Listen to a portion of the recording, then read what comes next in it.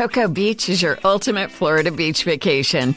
Pack your bags and open your mind. Adventure is calling from Orlando's closest beach. Cocoa Beach is Florida's secret gem that's got it all. It's the budget-friendly, retro-cool destination that families and surfers adore. Come soak up the sun and ride the East Coast's most famous waves. Start planning your one-of-a-kind getaway now at visitspacecoast.com.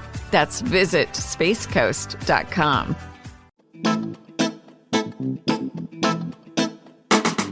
Hello and welcome to History for Weirdos. We're your hosts, Andrew and Stephanie. And each week, we're going to take you on a journey into the strange, obscure, and relentlessly entertaining corners of human history. Now listen up, friends, because it's about to get weird.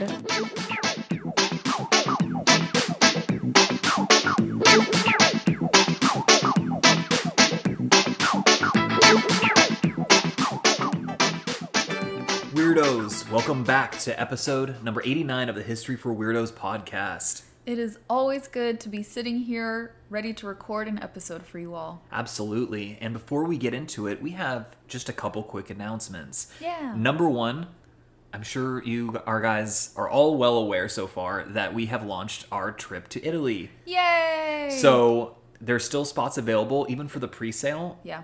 So you guys get a discount if you sign up sooner rather than later. So I would advise you guys to do that. Yes, we will be headed to Florence and Rome next April, and we would love for as many weirdos as possible to join us on this trip so we can get to know each other and see some historical sites together. I know. I'm honestly so stoked. I know. It's going to be amazing. It's going to be really cool. So that's happening. And then also episode 90 is happening next week, and we're going to do a little special mythology episode. Yes, this was inspired by an Instagram Ask Us Anything. Yes. Someone asked us about our favorite mythologies, so we're turning that into a special episode. And next week, you'll get to hear from both of us. Yeah, special, indeed. Okay, well, without further ado, Stephanie, what do you have for us this week? This week, I have a chilling story to share with you, and it was actually recommended to me by one of our lovely weirdo listeners. Shout out to Paige. Thanks to Paige, we're about to dive into the dark history of the infamous sanatorium known as Starvation Heights. Oh my goodness, my jaw was open, but I realized you guys can't see that. Yeah, I love when I point to something or make a face and then I realize no one can see me but you. Yeah. Not that you don't matter, but you guys matter more. Yeah, of course. So, our story begins in the early 20th century in Olalla, Washington. Okay, is that a real place or you just make that up? No, it's a real place, and I knew you were going to say something. Olalla is the native Salishan word for berry or berries, so that's where the name comes from. Oh, wow, that's actually pretty cool. It's a small town nestled amidst the beautiful Pacific Northwest forests, and it's a ferry ride away from Seattle. Okay, so P&W, got it. Greater Seattle area. Yeah. It was in this quiet and scenic place that a woman named Linda Burfield Hazzard found her unfortunate calling as a, quote, fasting specialist or, quote, fasting doctor. And that reminds me to share, there is a brief content warning for this episode on starvation, as you might imagine. So anything about food restriction, if that's not your vibe, you could skip this one. And there's some it's medical trauma. You could interpret it as, although this woman is much more charlatan than doctor, as you will come to see. Ooh, we're talking about quacks here? She's a quack. That's a really good word for her. Nice. You may be wondering what it means to be a fasting doctor, because what the hell is that? Yeah. This is 20th century? Yeah. Wow. Linda Hazzard believed that fasting could cure all ailments and cleanse the body. Oh my God, okay. Her extreme and damaging methods weren't unique to her, but Linda approached these tactics with a notable fervor, and she ruined lives in the process. Well, in a way, fasting can cure all ailments because you die. Oh my God. So dark. I mean, in a way, she is right, just not in the way that she probably intended. Oh my goodness. I had not thought of it that way. Yeah. Big brain, think smart. Yes. Well, Hazard preached that by abstaining from food, the body would heal itself. She claimed that fasting could cure anything from the common cold to cancer. Oh my God. Yeah, it's that easy. And so in 1908, Linda Hazzard opened her sanatorium, which she called Wilderness Heights, later renamed Starvation Heights by the locals. Oh, snap. Yeah. But before we get into the details of what goes down at Starvation Heights, let me tell you a little bit more about Linda. Okay. Linda Burfield Hazzard's early life was marked by tragedy. She was born in 1867 in Carver County, Minnesota. She grew up in a very strict religious household. Linda's parents were Christian Scientists who believed in the power of prayer and spiritual healing over medical intervention. Her childhood was marred by the deaths of her siblings they were sick, and those illnesses could have easily been treated with medical intervention, but they were denied that by the parents. This experience, Lovely. I know. This experience influenced Linda's rejection of traditional medical practices, and it fueled her belief in her search for understanding alternative healing. Yes, I know. Kind of a weird way to interpret that, but Yeah. I'd imagine she was a child when that happened, so your brain isn't really making sense when something like that happens. Linda Hazzard attended a medical school in Minnesota, but she never completed her degree. She married someone named Samuel Chrisman, a fellow student, and they moved to Seattle. However, her marriage ended in divorce, and she began using the name Hazzard, which was her mother's maiden name, which is an oddly fitting name for this woman. Were they related to the Dukes? The Dukes of Hazzard? Yeah. I didn't Google that. I don't know. Okay. It was during this time in Washington that Linda began experimenting with fasting as a means of healing. She claimed to have cured herself of various ailments through extended fasts and convinced others that fasting was the key to good health. Wow. You know what? It's crazy because if you do the morning fast, We are not doctors. I'm not giving any advice. There are people who say that intermittent fasting is helpful. Intermittent fasting, yeah. And there are people who say that it's not that helpful. Right, so it's inconclusive. Always consult with your own doctor. Yeah. So yeah, we are not medical professionals. Do not take anything that we say about medicine to heart. Ever. But yeah, I will say I did do intermittent fasting when I was working out, and Yeah. I'd have coffee with a little bit of fat in it. It was coconut, I think, oil. Coconut oil. And that did help me, I think, lose a little bit of pounds in the stomach area. But again, I was also just working out every day, so. And you were eating later. Yeah, I was eating later. Yeah. Well, Hazzard traveled to Europe to study alternative healing methods and to learn about European fasting practices, I guess. She became heavily influenced by the writings of someone named Edward Hooker Dewey. Oh my God. A proponent. These names. I know. A proponent of therapeutic fasting. And she had this new knowledge and this zeal for bringing these approaches to the U.S. And opening up her own healing space. So do you think she actually believed in this, or was it just all a ruse for her to make money?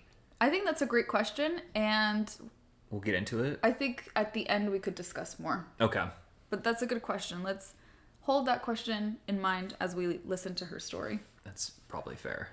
Linda's, early life experience combined with her personal experiments honestly laid the groundwork for a really horrific career, you could say. And although she never went to medical school, she did obtain a medical license via a loophole in Washington state law at the time that allowed for loose regulations of alternative medicine practitioners. Oh, man. So she was able to call herself a licensed medical professional, even though she had no credentials or schooling to back it up, besides her own personal research, I guess. And I want to put this into context with medical practices of the time, because as you pointed out, this was the early 20th century. That's weird. But you'll see how weird this time was. Right. There were some good things happening, then there were some quacky things happening. Exactly. This was a time of significant advancements in medical knowledge, but some really backwards practices were going on as well. Some really harmful and misguiding information was still very prevalent, and I just wanted to share some examples.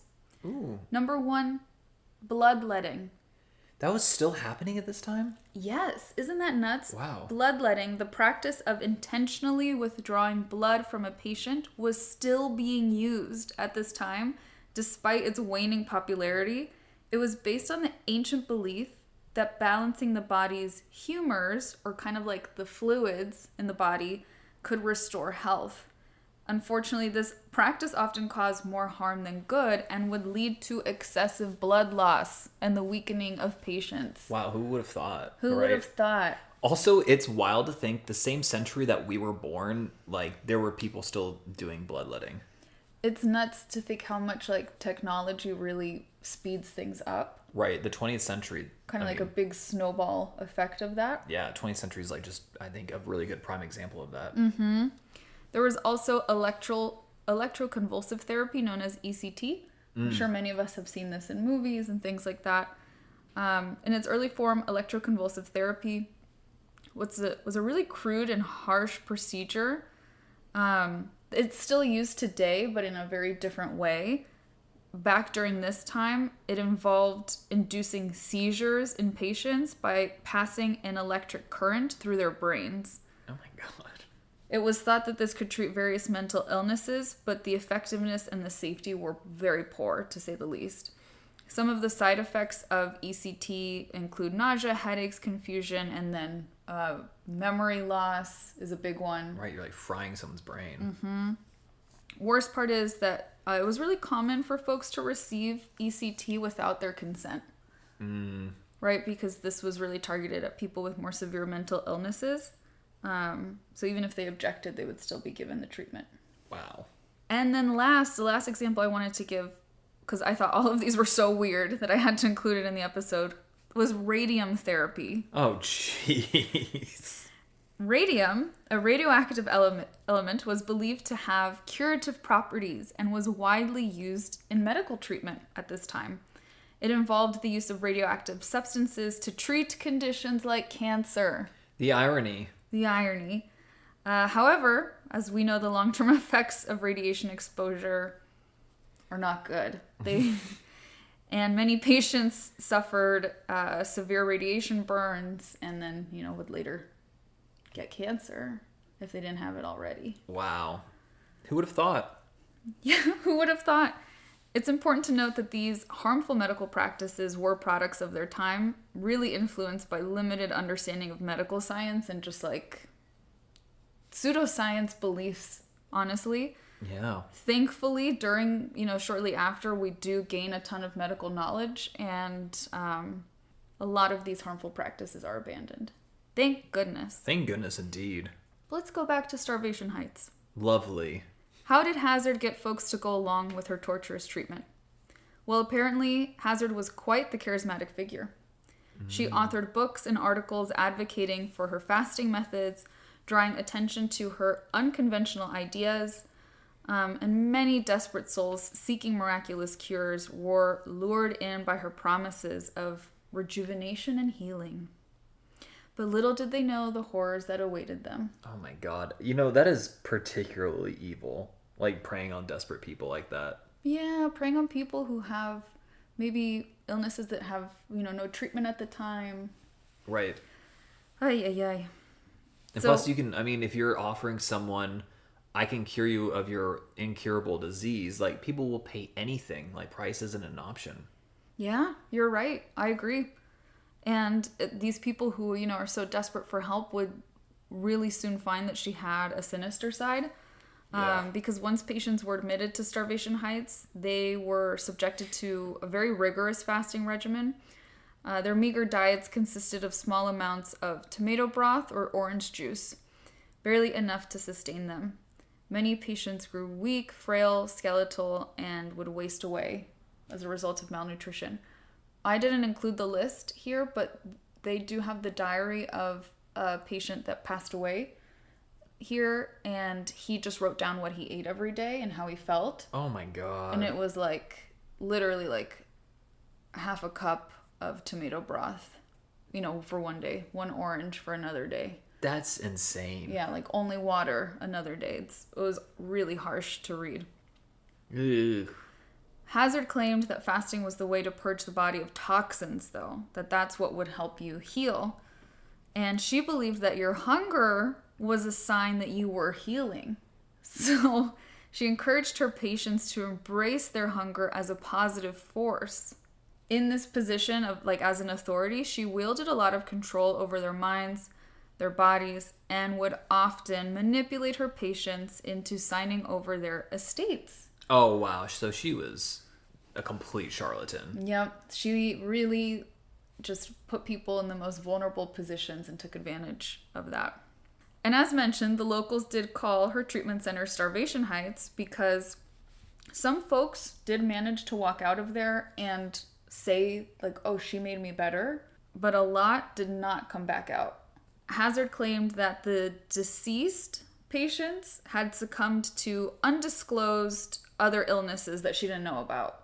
Like, oh, they must have had cancer and I didn't know about it. Or they must have had cirrhosis of the liver and that wasn't my fault. Yeah, but I did get them to sign over their estate before they died, so, oh, thank God. Don't worry, I control all their money now. Wow, what a terrible human. Mm-hmm. She was responsible for many tragic deaths, such as a woman named Daisy Maud Haglund, a Norwegian immigrant who came to the area, who died in 1908 after fasting for 50 days under Linda's care, and she left behind a 3-year-old son named Ivar. Kind of like Iverson. Wow. Yeah, that's why I included that. Thank you. Poor Ivor. I know. Also, there was a man named Eugene Stanley Wakelin who died from a bullet in the head on her property. But we don't know who shot him. I mean, the fact that it happened on her property, like, that's so suspect. Right? Many obviously, like, locally suspected it was Linda or her second husband, Samuel. And if you're not keeping track, her first husband's name was also Samuel. Oh, boy. Samuel, who also, in my research, they always referred to him as Samuel Hazzard. So I don't know if he took her name. I really don't know. But he was called Samuel Hazzard. Okay. And Samuel was, according to one source, quote, a drunk, a lecher, and a swindler, end quote. Well, makes sense that they're married to each other. They're a good pair. Yeah. He was married twice before, and he was married to at least one of those women while he married Linda. And he actually served jail time for bigamy. Oh my God. Because the state found out he was married to a bunch of women. Dude, this is wild. Told you, this is a weird one.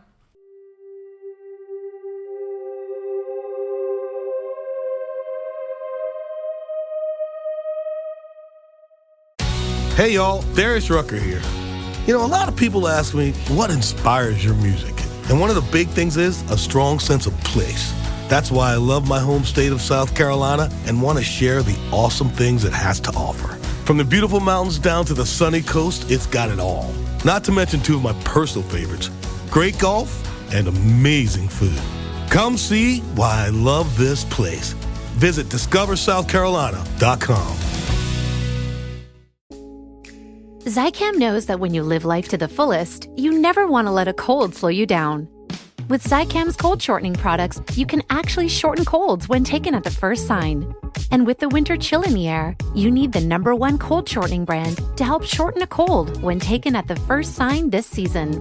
Because you should never let a cold stop you from missing out on your favorite moments of the season. Find Zicam in your local cold and flu aisle.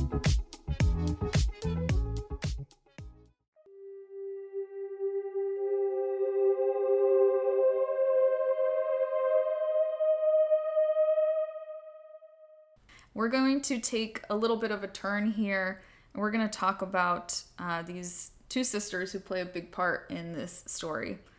In 1911, British sisters named Claire and Dorothea was also known as Dora, Williamson, came to Starvation Heights seeking help. Okay.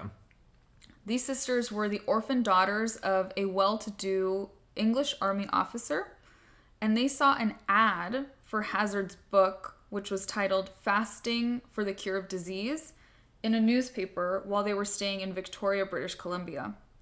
They read that Dr. Hazzard, according to her own ad, was, quote, the only licensed fasting specialist in the entire world.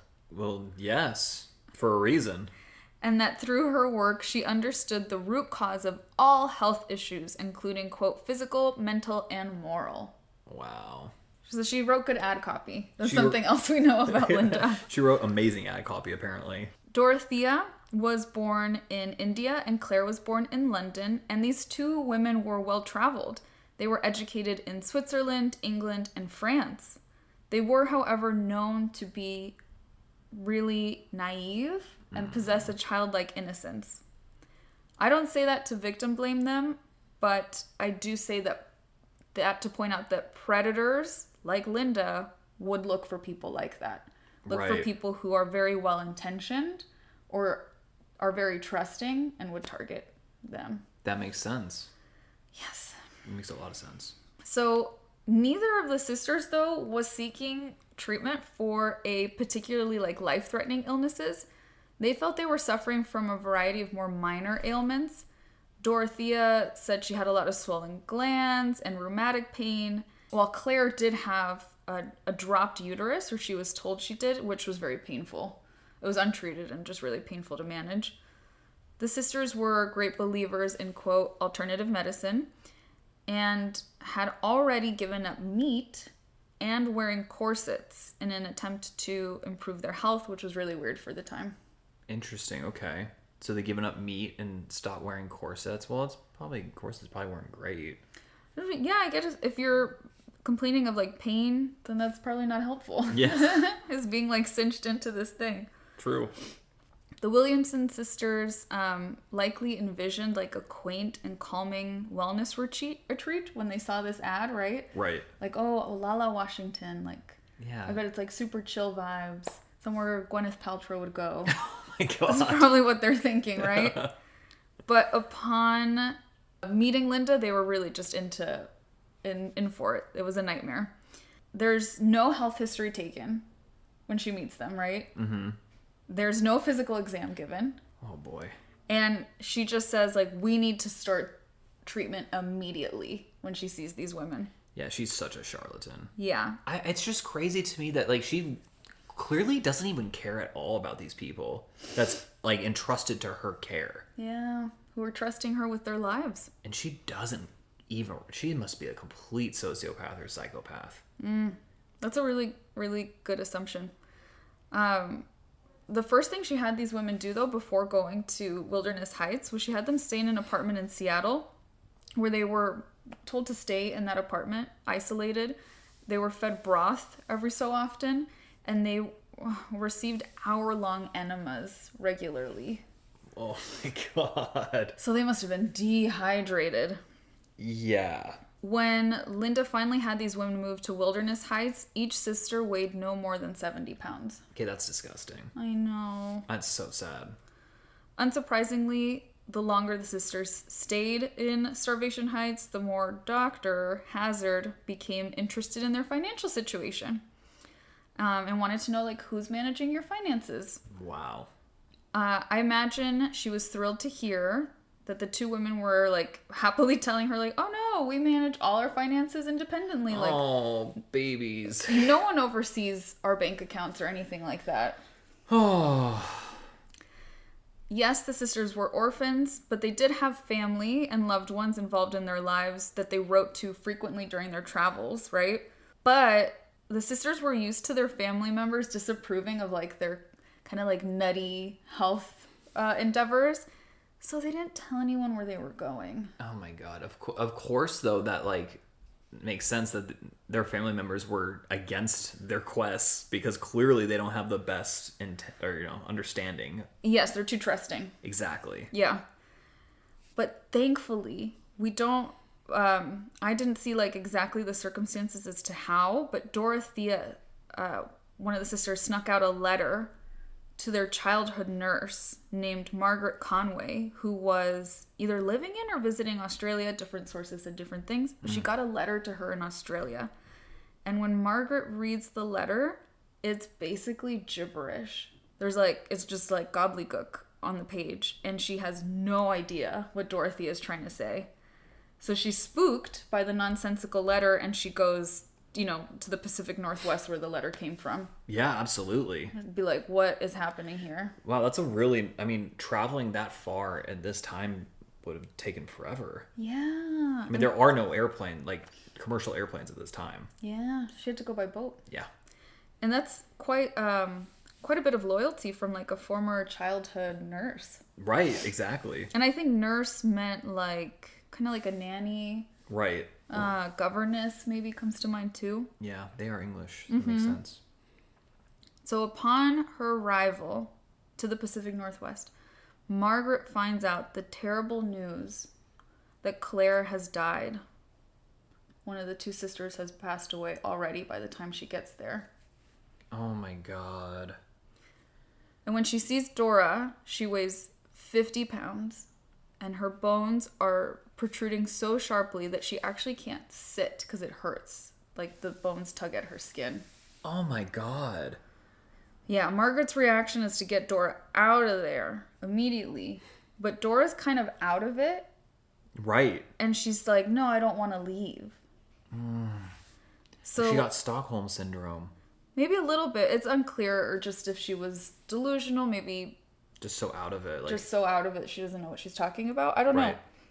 So Margaret's like, I don't care, I'm getting you out of here. But then she finds out that Linda Hazzard, had been appointed the executor of Claire's estate, Claire who has now passed away, and was also now named Dora's guardian for life. Oh my These God. women were like in their early 30s. Oh my God. Mm-hmm. Dora also signed over her power of attorney to Samuel Hazzard, Linda's husband. Oh geez, the charlatan. Yep. So Margaret was desperate to get these girls out, obviously horrified to find all this out, and Linda extorted Margaret for thousands of dollars in exchange for Dora's freedom. Jeez. She's like, yeah, I'll sign everything back over to you. I need X amount of money. That is disgusting. And that was after she had already stolen thousands from their estate. And she kept they showed up with like nice jewelry, and so she kept their stuff. What a disgusting human. Disgusting. Yeah. I really, really hope something bad happens to her. Like something really bad happens to her. Yeah. So we have the most documentation of the crimes Linda committed against the Williamson sisters. There's actually a book written about it. I read like the first few pages on like Google. I'll share the book title later if anyone wants to read it. It was really well written, and it's from, diary entries, letters, things like that. So that's why we know so much about Claire and Dorothea. But it's estimated that between 1908 and 1912, at least 15 people died at Starvation Heights. Jeez, man. This definitely makes Linda a serial killer. Like, she's categorized as one. Yeah, absolutely. Mm-hmm. Linda also would have gotten away with her crimes if it wasn't for the British consul getting involved. Oh my God. Yeah. Also, it's crazy, the word consul. Yes. Rome. The British demanded an investigation, and that's how it was officially uncovered that dozens of other wealthy, and by wealthy, like upper middle class to like very wealthy individuals, died under Linda's treatments. It's insane, right? But what's even more insane is that while the trial proceedings are going on, Linda was still practicing her deadly therapy and managed to kill 2 more human beings. Oh my God, this woman's nuts. And how does the state not be like, okay, just while the trial's going on, like, you can't do this anymore? Dude, I mean, now it's like when like a doctor, someone dies on the operating table, like there's a huge investigation, even if it's for things that are completely out of their control. Yep. Oh my God, this is wild. Insane. It's such like neglect, and I mean, it just shows kind of how wild and unorganized the medical field was at this time, I guess, that there's no procedures here. Right, this is only just a little over 100 years ago. Yeah. It's wild, wild west. Mm-hmm. Thankfully, Dorothea gets better, Dorothea Williamson, and she is able to testify against the Hazards at trial. Yes, there we go. Linda and Sam Hazzard are found guilty of manslaughter. And they were sentenced to, do you want to guess what sentencing you would get for manslaughter? Of like 15 counts of manslaughter? Yeah. I mean, it should be multiple lifetimes. Yeah. No. Oh. That's not what happened. Oh, God, They were sentenced to 2 to 20 years in prison. What the hell? What kind of sentencing is that? Yeah, who is this judge? I want to smack him around. I want to remind you all that 2 years is also what Sam Hazzard served for bigamy. Yeah, I remember someone describing the American legal system as like, one, not a justice system, and two, like any justice done is purely out of coincidence. It's just error, almost. Yeah. Oh my gosh. It's just boggling to me that with so many witnesses too, with so many people knowing what was happening, with Dorothea's testimony, 2 years. And I say 2 years because after only serving 2 years, Linda is released on parole.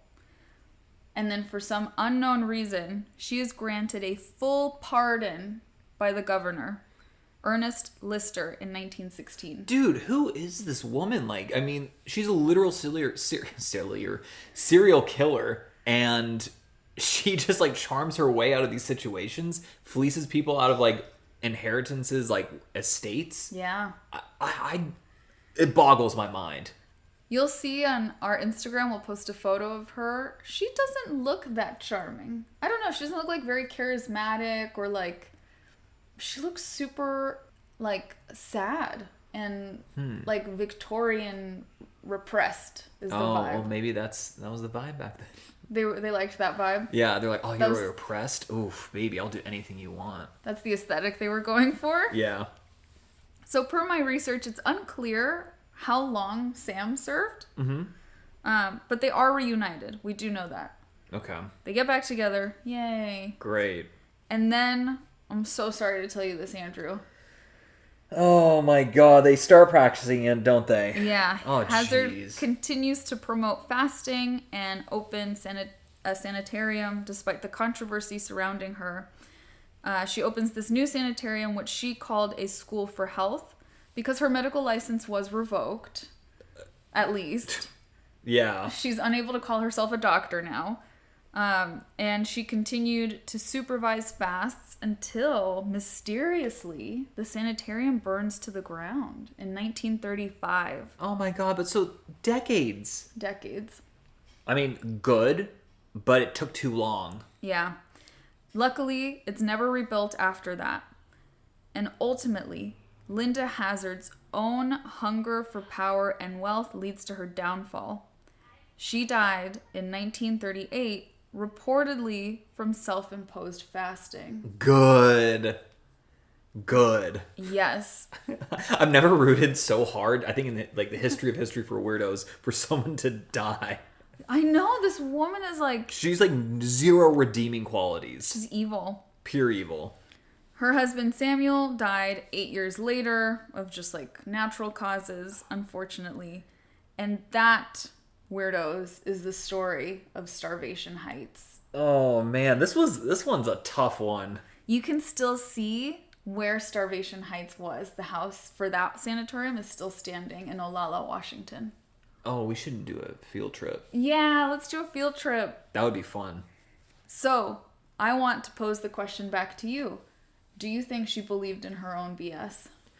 That's a really tough question. So, I think it's sort of a combination. I think ultimately because she died that way. She died. If she did die of fasting, if that's like 100% true, then I think there was some part of her that did. Like, yes. It could have been one of those things that like she ultimately just bought into her own, shenanigans, her own BS. Right. She convinced herself of her lie. Right, exactly. She was so good at lying, she convinced herself this is the truth.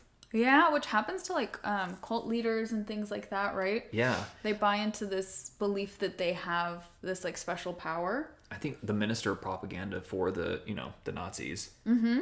I forgot who it was, but he eventually, he coined the term, like, tell like a lie enough times it becomes the truth. Ooh. And so that's probably how she felt about her starvation methods. I think so, yeah. I think it was like a very traumatic and desperate past that led her to look into something like this. Right.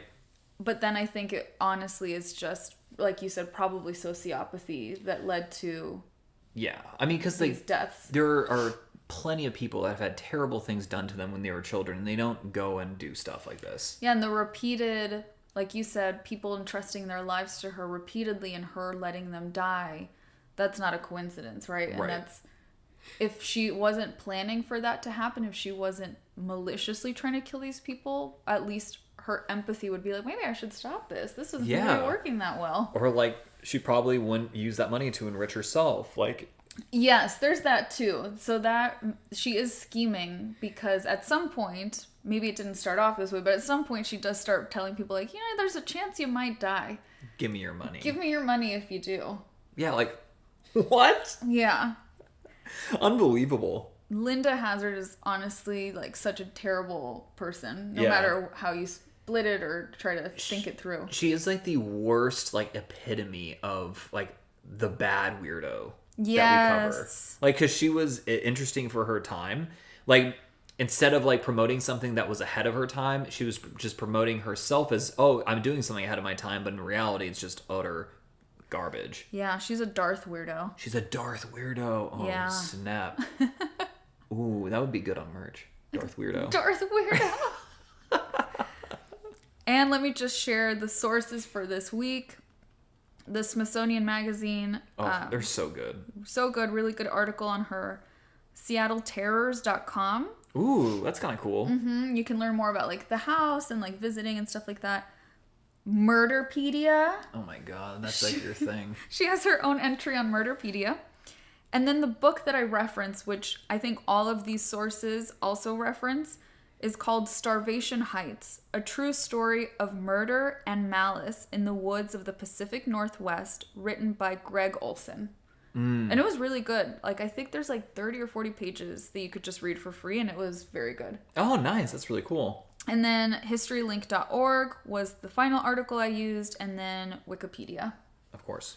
Of course. Well, thank you so much for that episode. That was really interesting. I'd never even heard of her before. Yeah, very dark and, as you said, weird in the worst way. It's like the worst possible way. And you hadn't heard of her before? I had never heard of her. I had heard, I don't know if it was of her specifically, but I had heard of, around this time period, the presence of these sort of nefarious sanatoriums. And this is pretty nefarious. It sounds like something that would be like an American Horror Story. Ooh, yeah. Yeah, I think they did have like not a sanatorium, but an insane asylum. Oh, yeah. It wasn't in this time. I think it was a little bit later. Okay. I can't remember, but yeah, it's just so unfortunate to think that these places that are supposed to be like to help you get better, whether it's in a mental health asylum or sanatorium, or just places to be tortured and fleeced out of money, like utter pure evil. Pure evil. Well, on that note, anyways, on that cheery note, weirdos, thank you so much for listening this week. Yeah, thank you guys. You know the drill. If you haven't followed us on Instagram, go ahead and do so. Sign up for the trip. Get your early bird discount. And where can they sign up for the trip? Tell them. Okay, it's in the link. Oh yeah, we'll post the link actually in the show notes. And if you go to our Instagram, it's in the bio. Yeah, so you'll see the link in our bio on Instagram, link in the show notes. We'll make it easy for you. Make it easy. So we get to see you in Italy next year. Oh, I'm so excited. Thank you so much, weirdos. Until next time, adios.